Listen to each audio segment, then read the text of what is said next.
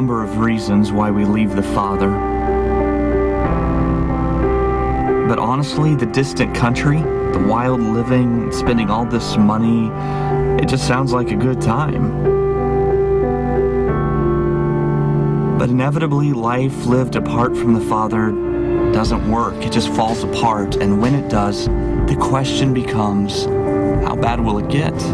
How far will things go before you decide to come home?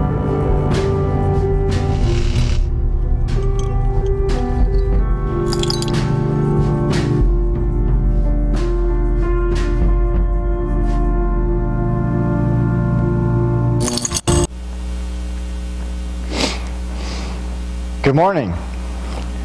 We're starting a new series that is called Aha. It's one of those things where you would think in a time of your life that something would happen, and then all of a sudden in your brain it does this. The light comes on and you say, aha, I get it.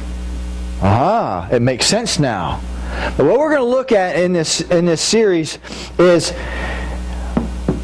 a time where everyone in your life is going to come across an aha moment.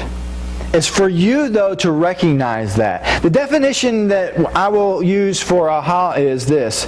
It is a sudden understanding, a recognition, or a resolution.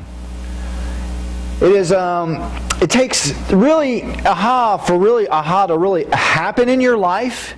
It takes three elements to really occur. And these three elements they're a sudden awakening, brutal honesty, and an immediate action. I kind of take, thinking in my life that, when I had my aha moment back in 1998, was really when the big aha happened for me. And I look at that time in my life, and I see every one of these elements in my life.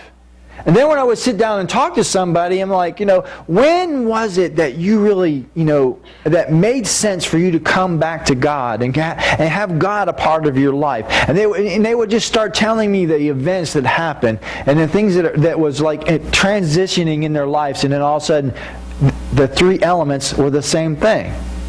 It's like, it may look a little bit different, but they are the same three elements. This is where it's like the light comes on and you get it. You understand that where you was, what happened in your life, and where you are now, and then that to leave that spot of it's not a good place in life, you have to take action. So in that, we're looking at that the sudden awakening is all of a sudden you're in a place and you're realizing this is not a good place where I'm at. Maybe it was the time, you were in this place and you're looking around, everybody's partying, smoking some weed, and, oh, no, we don't do that. Oh, we go to church on Sunday. Oh, don't fool yourself. Many, many people go to church on Sunday and was out partying Friday and Saturday night. They just know it's the right thing to do to go to church. Because when I was introduced to church, my daughters were riding the bus, and I was a workaholic and come in on a Saturday, and then Saturday night I'd be drinking some beer, and she's like, "Come on, Daddy, take me to church." And I'm like, "Oh, all right, so what?" So I go to church, There's that moment. All of a sudden, it's just this understanding of where you're at, what's going on. Then it takes the brutal honesty. That is one thing that a lot of people do not want to face. Honesty. Honesty with yourself of where you're at. Honesty when somebody wants to speak into your life and tell you the truth. That part I don't like. So if I don't like it, I know a lot of people don't like it. They don't like to I don't want to hear the truth. Listen, I think I remember the day when my mom came up and had a conversation with me, and she says, "John, your brother and sister are kind of worried about you. They think you have a drinking problem." I said, "Listen, am I ever late for work?" She said, "No." I says, "Do I have a problem with people and dealing with people?" She said, "No." I says, "Then I don't have a problem." I was not ready to face the brutal truth that I had a drinking problem. So it's the idea is that truth, that awakening time, and grabbing a hold of the truth and saying, oh, Lord, this is true. What you're saying is true. For me, I said, no, I don't have a drinking problem. But when I left her presence and sat down and thought about it that night, I did. Because I was getting off of work. I was working third shift. I get off of work at third shift. I go straight down to the bar because the bar opened at 7 o'clock in the morning. Yeah. It was me and 3 other guys would be in there every morning. Wait, I have a bud. Okay. All right.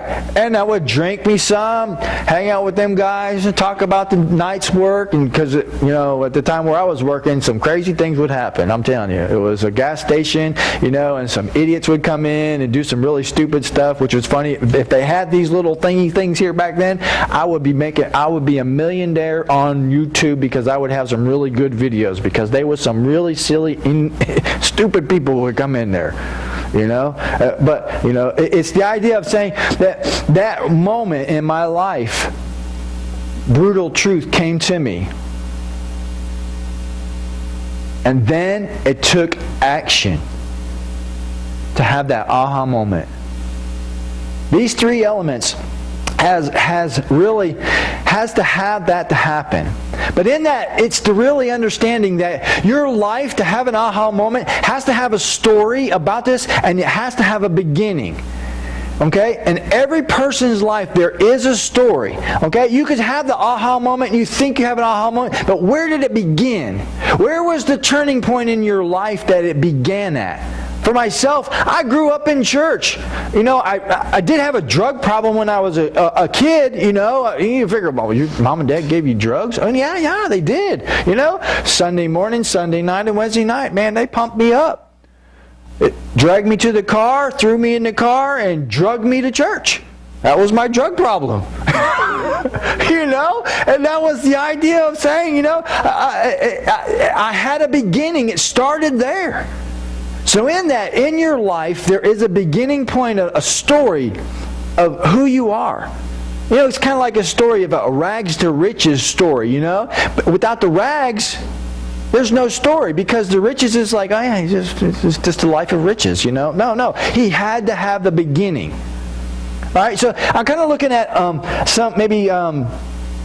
an intro of some titles, and maybe let's see if you can guess what the titles of these intros of the beginning of these stories. All right, so if we go like this, a long time ago in a galaxy far, far away, what would you think that story was?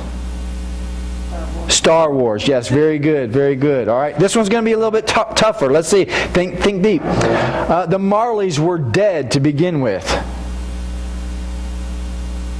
I didn't think anybody would get this one. All right.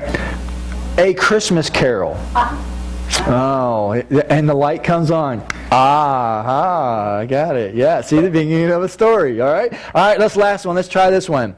It was the best of times. It was the worst of times. Come on now.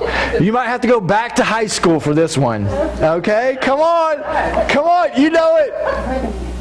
The best of times, the worst of times, huh? Is it from your time? Huh? Is it from your time? It's from mostly anyone who gets into English usually has to read this book.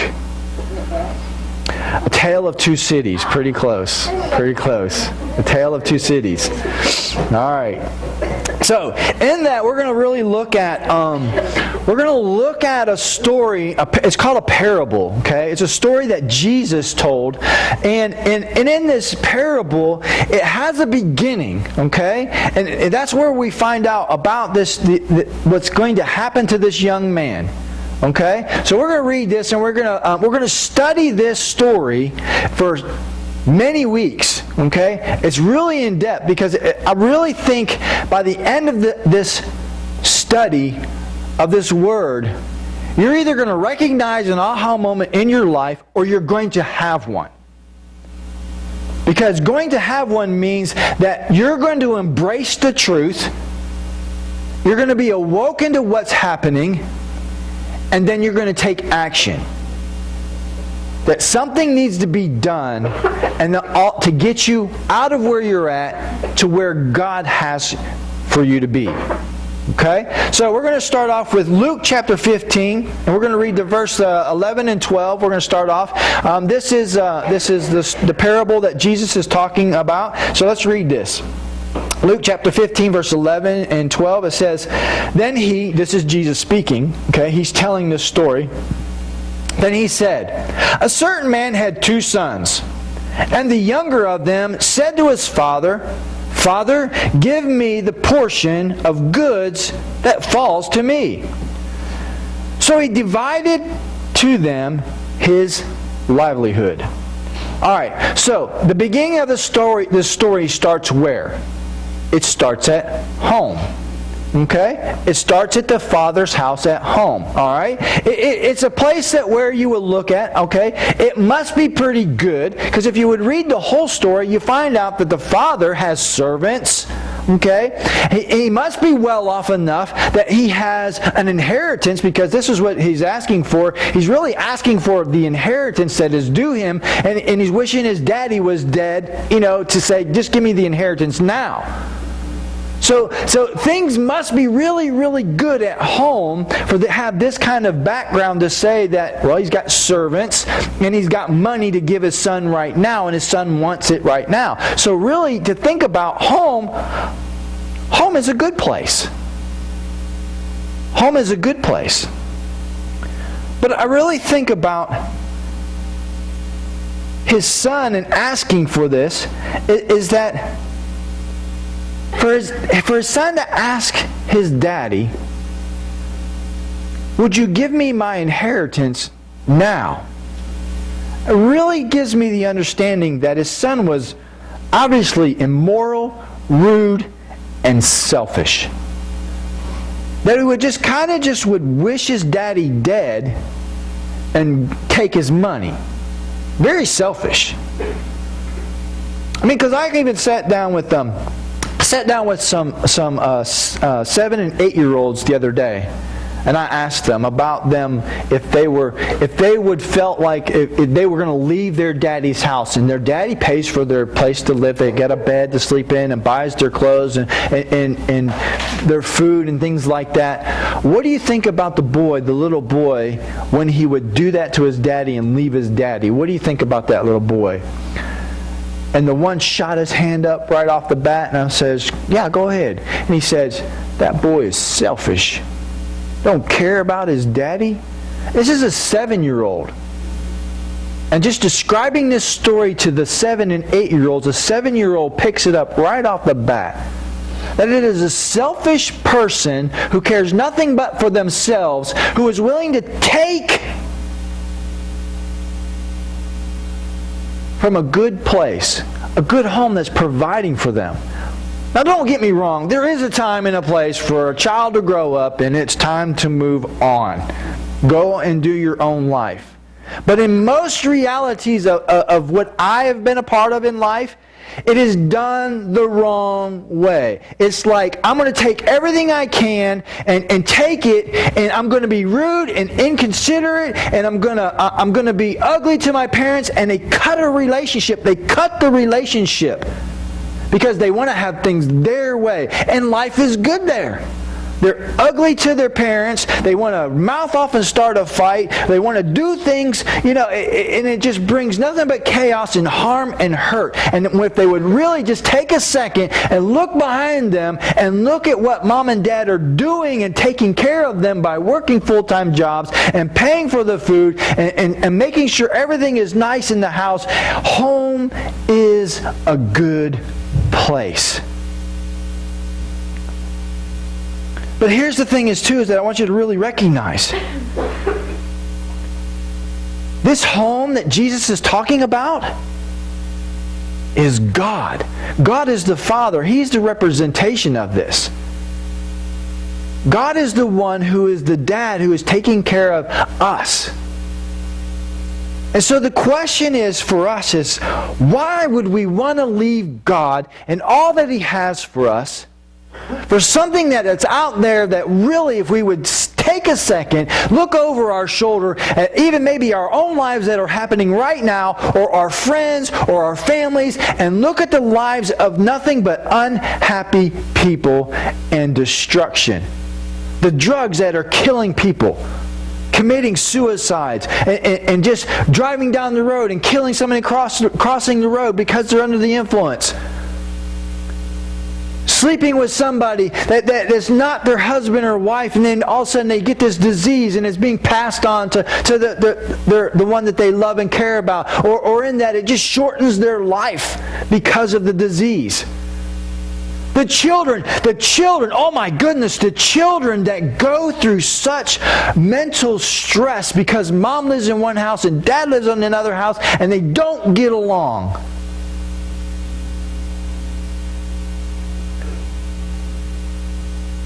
Why? What is it? So what is it that makes us want to leave home? What makes us want to live life apart from God?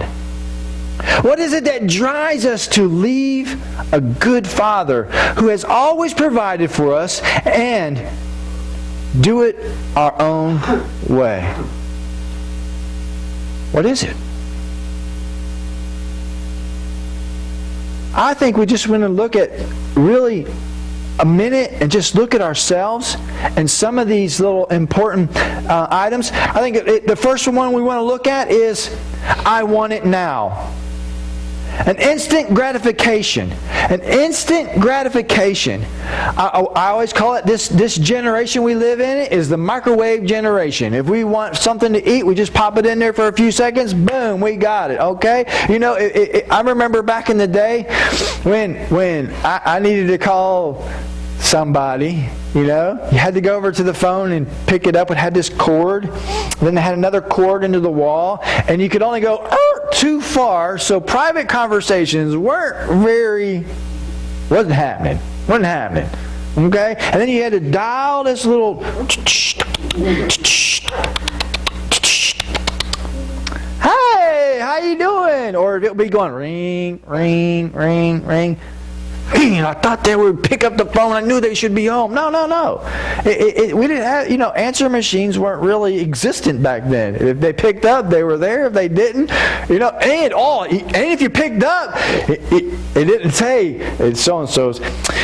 John is calling. It never said nothing like that. Or maybe it's the idea of, Instagram. We can be able to get on there or FaceTime. I can get on. Everything is we're so in a culture of now. I want it now. We are the I want it now generation. And I'm not happy. I am not happy unless I have it now. We're so impatient about things. I see it in the little ones all the time. Dad. This thing's not working. Fix it now. Son, I'm cooking dinner for you, boy. What, you want to cook dinner? Fix it. No, fix this. Dinner can wait. That's just the way it is. Oh, yeah. It's whatever it is. TV's not working, Dad. I just walked in the door, son. Just got off of work. Done work 10 hours a day, son. What do you got? TV's broke, Dad. Son, if you say something to me one more time, me and you and the paddle are going to have a talk. But it's the idea the generation now is instantaneous. They want it fixed now. But maybe you can relate to it to yourself. Maybe yourself has an issue with that. I do. I do for church. When I started this church, because God opened the door for me to do that, I was just like, man, God, fill the chairs up. Let's go. Let's have church, man. I was expecting it, and God's just going like, shh. This ain't a sprint, son. This is a long-distance run. I'm just like, I've been long-distance running all my life, God. I'm tired of long-distance running. Let's just get it. Let's get it done. People are dying and going to hell. We got to get it done. See, when I was putting this together, I was just thinking, this was me. I'm talking to myself. I saw myself in this.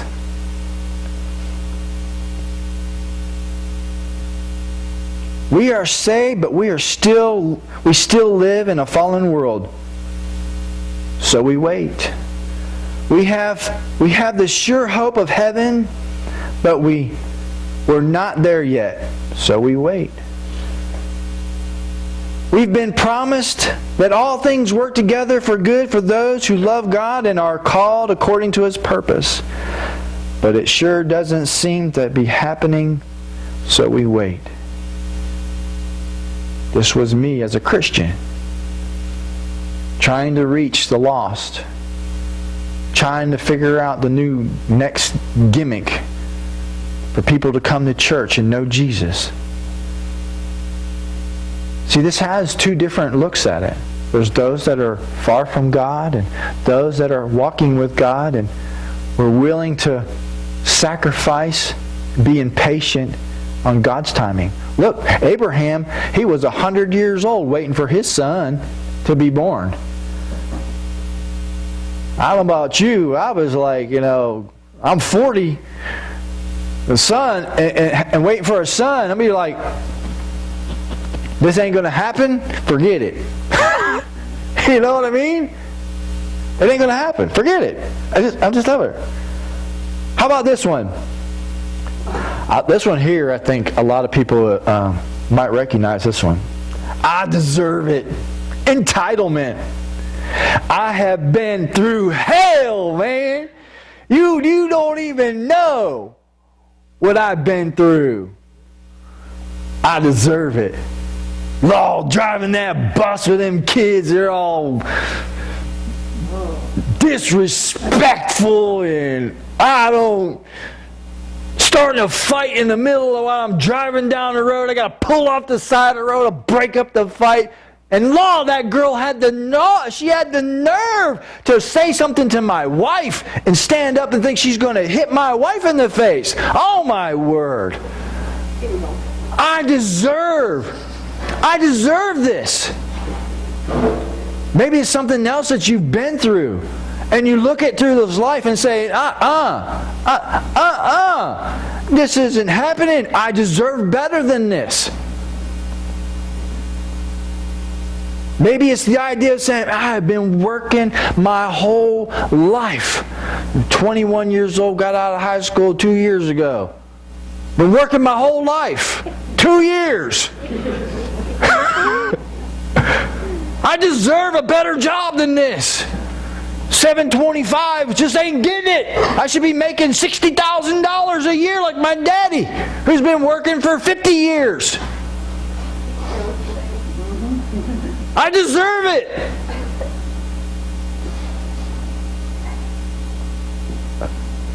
I got a short video I want to show you.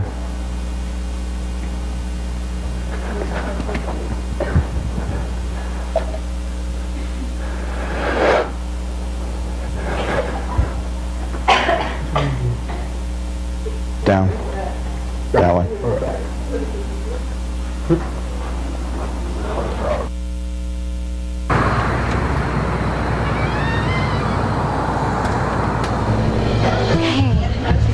What can I get for you? Yes, I will have. Ice cream. And you want chicken too? Oh, I just spilled. Your food will be out in just a little bit.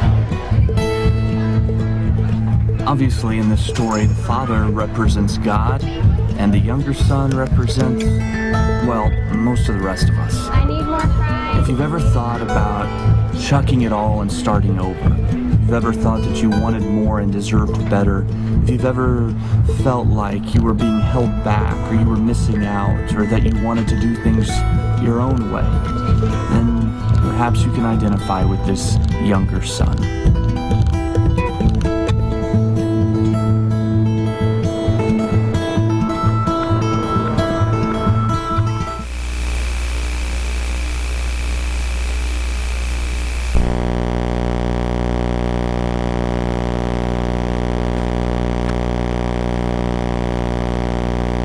Maybe life is got a hum. Maybe life is just so mundane of doing the same thing. I mean, like this lady here. Her story Her story started at the beginning. Her daddy owns this little business. I kind of put this story on my Facebook page. It's a part 1, part 2 little short story. And this lady, she's serving tables. Her daddy owns the place, and she has the opportunity to go to college and be a doctor. She wants to be a doctor. And she's working her butt off every day, serving people, trying to get in tips. And people come in and they don't even leave a tip. And she's trying to make ends meet. She's trying to do it. And it's not working out. And then some guy tries to offer this shortcut. Hey, you're beautiful. You can make $500 a day minimum, and all you got to do is come dance for me. You come to my club and you dance for me. And this is where the idea where some people have the temptation of the devil comes. It says, I have something better for you, which is a lie, because we forget the devil comes to seek those that are weak, that are far. He seeks those that come to destroy them. And John 10:10 says, the thief comes to steal, kill, and destroy your life. And he knows, and he's sitting back, and he's like a lion, and he's hiding in the bushes, and he sees you're being weak for a moment, and he knows exactly what it's going to take to tempt you to get out of what you think is mundane and no good, and God knows you're there. He knows where you're at. Because He has a purpose for you. But it's the idea of, will you be patient? Will you wait for the Father's goodness to help you? And this is where we come. It says, I can do better on my own. And then bitterness sets in. Bitterness is the combination of the other two. It's the idea that it turns into a place in your heart that is I can do better on my own. I'm just tired of my daddy telling me what to do. I'm tired of this happening all the time to me. I'm the one that's in control of my life. I can do it. I. Selfishness sets in. Selfishness is all that it is. But see, the Apostle Paul, he puts it really in perspective. The perspective is that we as followers of Jesus Christ, we sinned against God and we have no relationship until we were asked for forgiveness of our sins. But that sin was paid with a debt by Jesus Christ. You couldn't pay it. Your blood, anything that you do, it was unworthy to go before God and pay for that sin debt. So Jesus said, I'll pay the price. So in that, you were bought for your salvation by Jesus. So in that, Paul's perspective is, since Jesus paid my price, I've been bought, that makes me a slave. Oh, no way is that happening. I'm not being a slave to nobody. Ain't happening. But Paul's perspective is, no, He saved me. His house is good. He paid the price. I'm going to be a slave to Him. But see, God, He's not a taskmaster like most people would be. Yo, hey, you ain't doing that right. Go do it again or I'm going to beat you. No, it's not like that. He's in the point of saying, I love you. I care about you. Yes, there is work to do. There's things to do. God is not about being a lazy person. That is not God. God is not lazy, and He's not expecting us to be lazy. When He made the garden, and when He made the earth and made the Garden of Eden, He gave Adam and Eve something to do. Their task was, first off, was to name everything. And then it was to keep the garden. So it was to do something. But it's the idea we get in our mind, I am not doing my chores. I'm not doing what they're telling me at work. I'm not doing that because I am tired of people telling me what to do. Well, then you and God have got a problem, because if you're not going to listen to somebody else, you're definitely not going to listen to God. Selfishness inconsiderate. Now this is going to put you, this is the beginning of your story, that one time or another, that you were at a point in your life of saying, I am not going to do, I'm going to do things my way. And then bitterness sits in there and corrupts your heart, and sin starts up. And then you just so fall. You so fall. And we're going to look into this in several weeks. We're going to look into how far.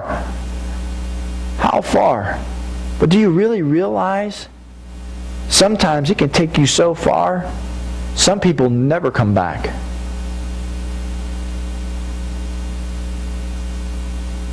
If you get a chance to come back, you're one of the fortunate ones. See, home is good. God is good.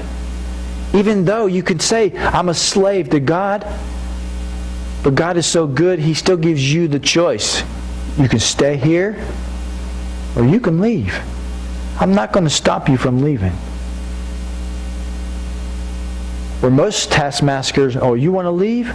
I don't think so. I'm going to put some shackles on you. I'm going to beat the living pulp out of you. I'm going to do this or do that. No, but God, He says, I love you. I don't want you to leave. It's good here. But if you want to leave, make sure you lock the door behind you so nobody comes in here and rips me off. At least that's what I say, you know. I tell my teenagers that all the time. There's the door. Make sure you lock it when you're on your way out. And then in the morning when I wake up and you're not here, I'm going to call the police to inform them that you've left. And that's all. And that's it. I'm through. See, God loves us. He loves us so much. But I think the intent of the young man, he didn't really mean to tell the father. I don't know. I don't think he really meant to really hurt anybody. His selfishness was about himself. And I think we miss that picture sometimes. We're so selfish that we forget that we're hurting others around us. I think it's like this. Look at this one. You're not trying to tell God He's not number one in your life, but can't there be a close second? I think we're always trying to put some other thing, another God, another person, or another something in our life ahead of God. A desire in our hearts we want to put first before God. And that becomes our God, and not God, the living God, not Jesus. How about this one?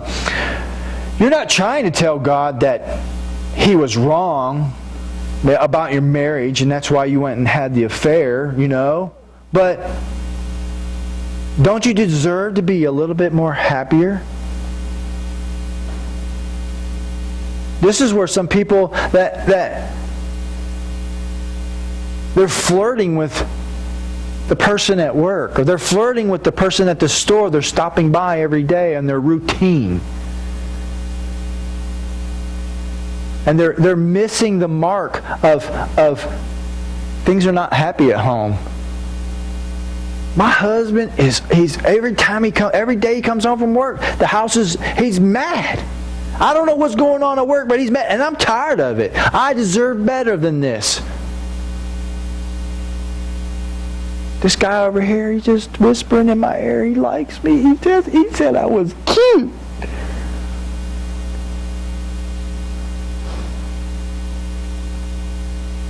How about this one? You're not trying to tell God you want nothing to do with Him, but it's just silly to give your money to the church when your friends are driving brand new luxury cars.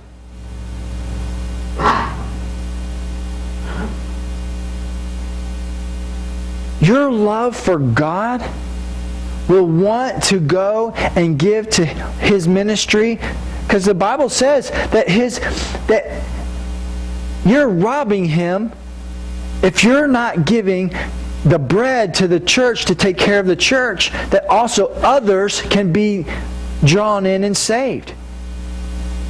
But you're looking at it as a point of saying, I don't have the money to give, because I got to buy me a new car because my buddy's got a new car, and I got to keep up with the Joneses.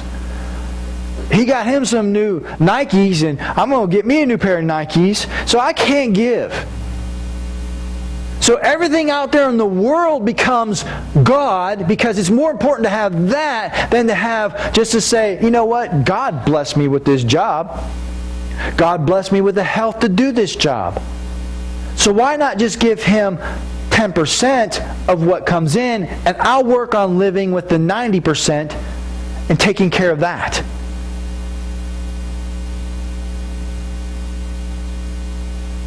That's a hard thing. That's a hard truth to swallow.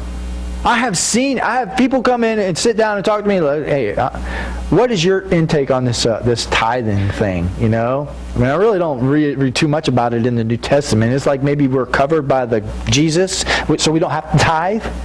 I'm like, okay, so when you go to church and worship, how do the lights get turned on? You know, how does the computer work with electricity? How do you stay warm? You know, I mean, I know how it is. We came in here that one Sunday when the heat went out. You know, it's like, oh my, it's freezing in here. You know, it's the idea. It takes money to make things run. It takes money for children's church to bring stuff in to teach the children. You know, I kind of like this one pastor how he put it this way. He started out in youth ministry before he became the senior pastor of this church. Okay, and so when he became youth pastor, they said, "Here is your yearly. This is what you're supposed to have. Your yearly budget, $500." So he starts looking at the papers, and he's like, "Law, it's 3 times as much money to take care of the dead people in the church than it was to invest in the youth of the church." And he promised his church that wasn't going to happen. The dead will take care of the dead, but we need to take care of the living. And we need finances to use and bring in stuff to be able to reach the next generation, the children in children's church, youth at youth night, to do things with them, to bring in new younger generations, to be able to reach them where they are. Because I'm telling you what, this technology is different than where we grew up in church. Well, we used to sit there and and listen to the piano and the organ and sing the songs, and you're like, oh, if you were really paying attention, my generation, I remember looking over at my kids or even myself, and we'd be singing those songs and be going, sleeping away because it was so boring. And it makes sense to why the next generation doesn't want to come to church, because they're looking at the church and saying, this is what church is all about. I'm sleeping right slap through it. I'm missing everything because it's so boring. Well, there was a story in there, this guy named Peter, he was preaching all night. He was giving all hellfire and brimstone. 3,000 just got saved. He's pumped, man. He's pumped, and he's telling it how it is. And this one kid was sitting up in the window, and he's going like this. He's sitting there going, listening to preachers going, amen, amen. And next thing you know, he fell asleep in the window. And after he fell asleep, he fell out. That's what's happening to our next generation. Our next generation is sitting there and they're just going like this. Lord, this preacher's boring. Out they go. They fall out of church. When they graduate high school, because their parents are dragging them to school all those years, they say, I'm on my own now. They become selfish.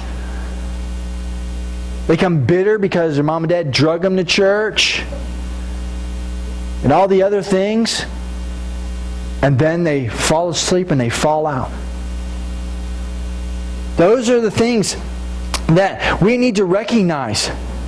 That God is saying, listen, I love you. I care about you. We need to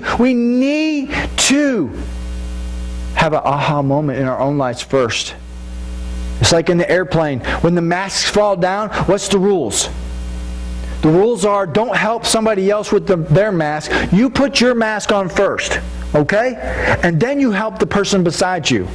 Okay? So we need to recognize our aha moment and then be able to start getting involved in others' lives, because I'm telling you that there are people in our lives that are going to die and go to hell if we don't step into their lives and love them where they are, get excited about who God is, be excited about where we live. We live in a house where God is so good and so awesome, and He does some awesome supernatural miracles that He can. I mean, for a dude to be sitting there going, I'm high 1 minute and I'm sober the next, that's God.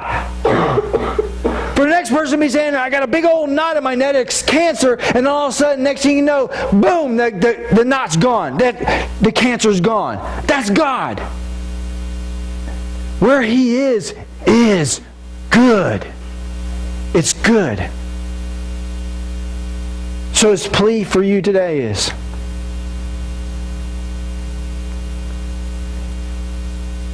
will you come home? It's time to come home. Will you quit messing around with the world?